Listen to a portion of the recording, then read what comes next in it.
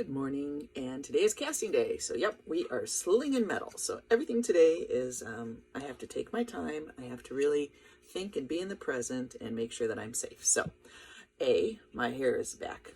Don't want to be flammable. I've been there before. Wear my safety glasses. Got my apron on. I will be wearing my special gloves that keep my hands safe. And like I said, I take my time and I really try to be in the present because it's dangerous. So we're slinging some metal. So I'm going to walk you through what we're going to be doing, because at the time that I actually do the casting, I'm not going to be able to talk a lot. So anyway, here you go. This is the first part. This is our hot pot. So this is a pot, I guess it's an Italian thing, but it's a little melting furnace. So this is what we're going to put our metal in. So as you can see, we're doing sterling silver. It will get to 930 degrees. And so that's what's going to make the silver, give it viscosity and make it liquid. Right now we're at 384. This is where it will go in, and I'll show you that later when it gets red hot.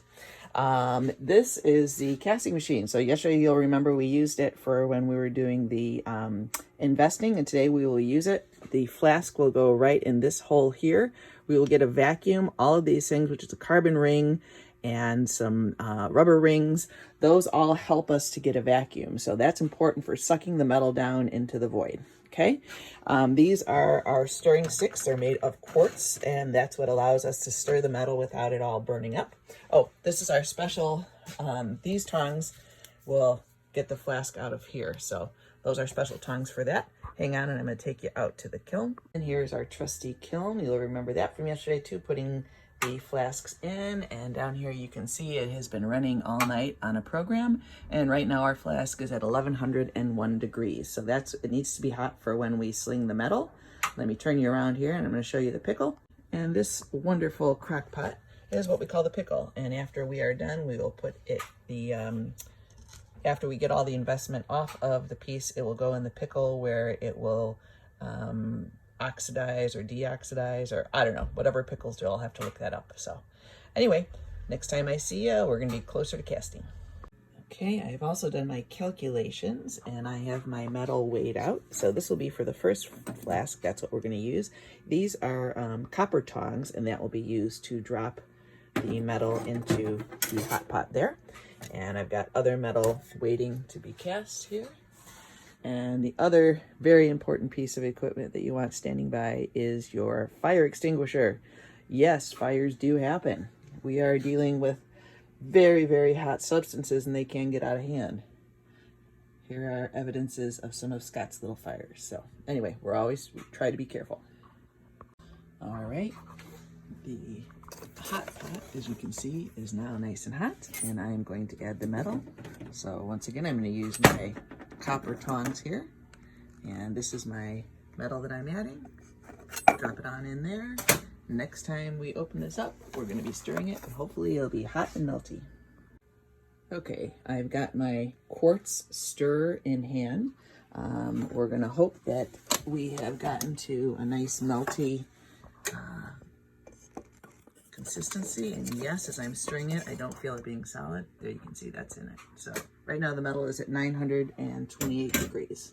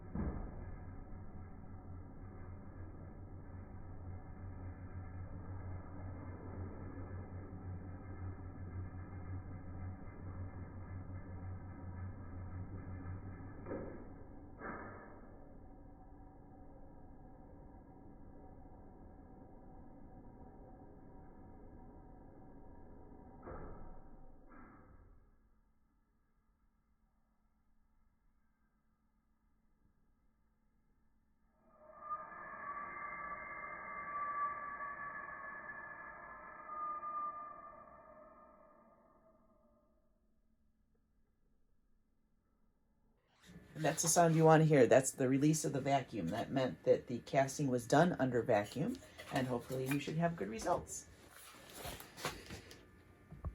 And just to show you, there we are. We are now going to get this out of here.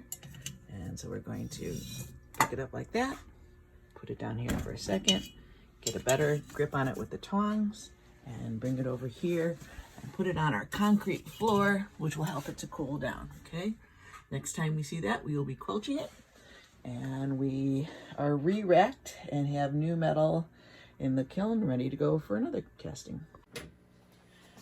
Okay, and now we are going to quilch it. So it's been 20 minutes and the flask is below 500 degrees, so that means we are ready to quilch. So what quilching means is we take the hot flask, we take water, and it's the process of releasing the plaster of Paris, or I keep calling it that, it's the investment from the flask, and the metal will come out. So sometimes this gets pretty kind of juicy, and what I mean by that is that you can get a really hot flask and sometimes it doesn't want to release, and you can be doing this for a while. So as you can hear, it's still hissing, so that means it's still hot.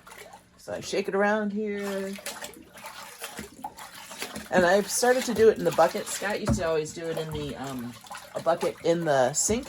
But you know, this is plaster. You don't really want that going into your pipes. So I'm kind of religious about this. So okay, it sounds like we are cool here. So looks like I'm gonna have to do some digging. So I take these are my copper tongs, and I'm gonna have to try to get it out of here. There we go. Like I said, sometimes it can be pretty hot, so there we go. There it is. Put the hot flask there and clean it later.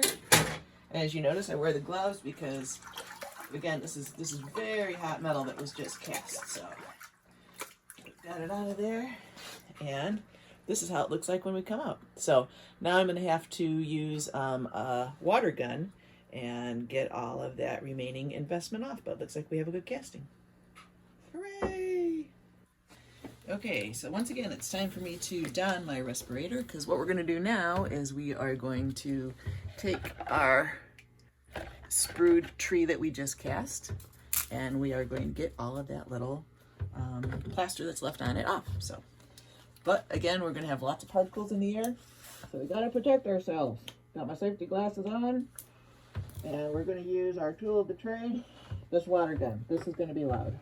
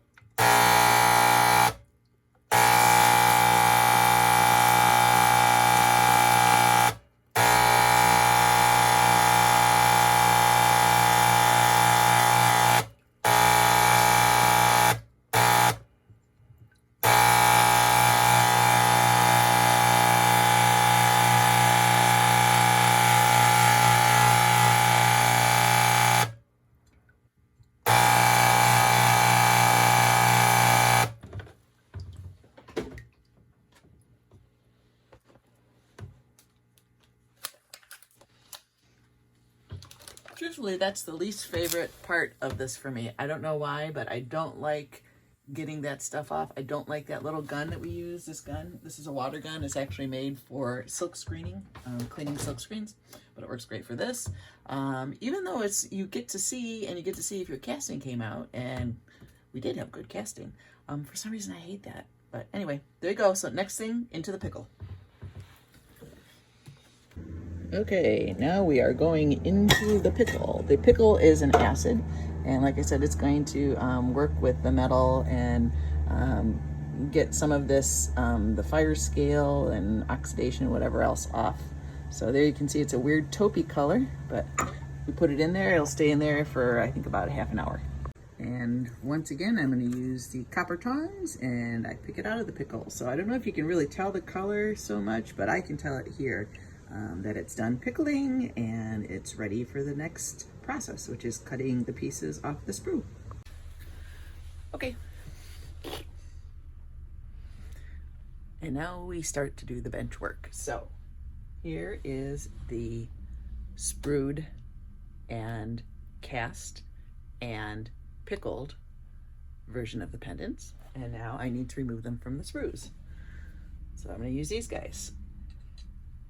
This is sterling silver, so it's really pretty darn easy to do the clipping like that. And also I have not giant sprues. If you're using really big sprues and like the brass, sometimes it can be really, really difficult to get those sprues off. So sometimes I use these, sometimes I use a saw, I have a little grinding wheel, I have all kinds of things, but my dream is to get pneumatic nippers because I know they're gonna work the best. So 2 sprues off there. You always gotta be careful too because you don't want to nick the piece, obviously, because if you nick the piece, that's it. Okay. And sometimes it's just easier to remove that whole sprue there. And we keep all those scraps because those go back into being melted. We always use a percentage of new metal, but we do use the scraps. So and that's the world of metal. You know, metal is one of those things that is used over and over. You can see this is a thicker sprue. There we go. So there he is. That's the pin. And let's get the pendant off. Again, I want to be close. There we go. Got it off. And there we go. There's the sprue ready to use. And here's the pendant. Okay, so I can actually get in there and get a little bit closer probably. As long as I'm careful. And leave that. And I think I'll probably leave the one. Maybe I can get that one a little bit closer. Let's try. Yep. Okay. All right.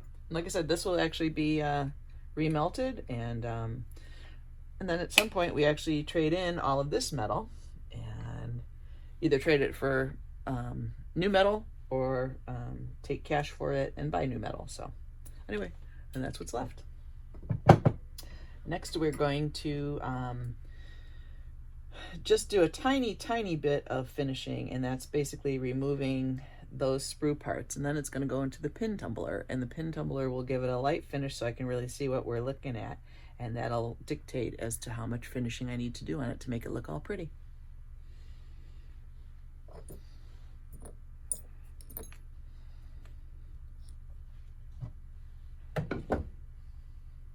So there are a bunch of ways that we can go about getting these sprues off. So I have all sorts of files, and then of different coarsenesses, and then these are all sanding sticks, which are sandpaper wrapped around sticks, and that's how we work as well. So basically we'll start with the files first, then we'll go to the sanding sticks. We don't need to get it really super fine before we go into the pin tumbler, but we just want to get off as much as we can so that we're not working with a piece that, you know, I'm going to have to deal with that later. So anyway, sometimes I'm sure I'm a little bit more unorthodox than perhaps like Scott is, because he was trained in a Swiss shop. He worked for a Swiss designer, Jean-Francois Albert, and actually got really a European style apprenticeship. You know, I'm picking this up from him and doing the best I can. So I may not be the prettiest of as far as working. I mean, when you watch Scott file, it's like a dream. It's like a ballet. But I get the job done, and it ends up looking good in the end. So silver is nice to work with because it's really nice and soft. So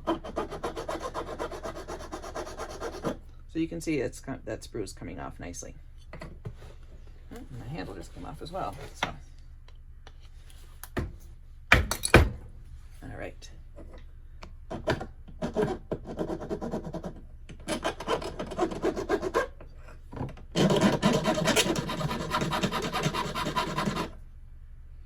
Okay, so now that one I can see might be a little bit more of a bugger. So I'm going to grab one of these little sanding discs, and that one looks like it's in pretty good shape. I'm going to put it in. I've got 2 different kinds of hand sets here. This one takes a tad bigger stem on things, which is what this is. And then the other one is easier to change, and it takes the smaller one. So, and they are both Fordhams, and they both work with the pedals. And I suppose I'm lucky because I'm ambidextrous. Always have been. So I actually have two pedals here on the ground where Scott just kind of moved his foot back and forth. I end up using both feet, and that's how I work. So anyway, here we go.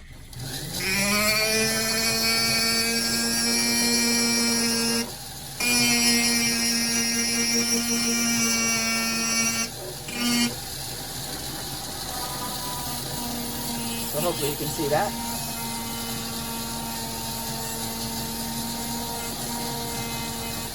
You can see now it's getting a little bit hot, so I can either put it down and go to the other one, or I can stick it in some water, but it's cooling down pretty quickly. I can also put it on some metal, which will dissipate the heat. So I've got some metal blocks right here. So.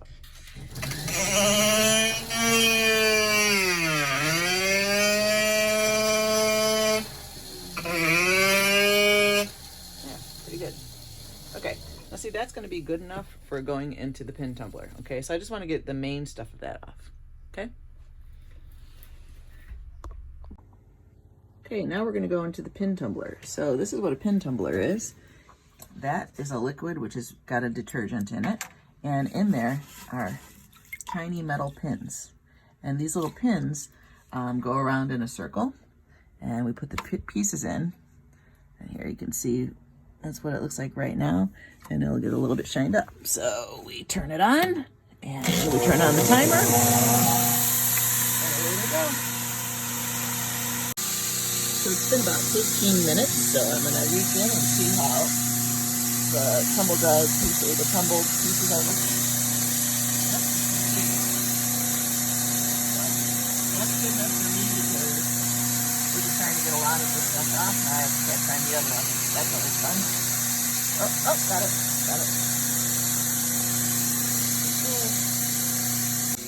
Okay, let's put it in a little water just to wash that stuff off.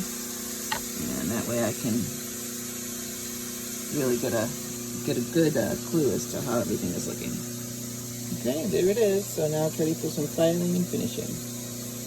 And there's the pin as well.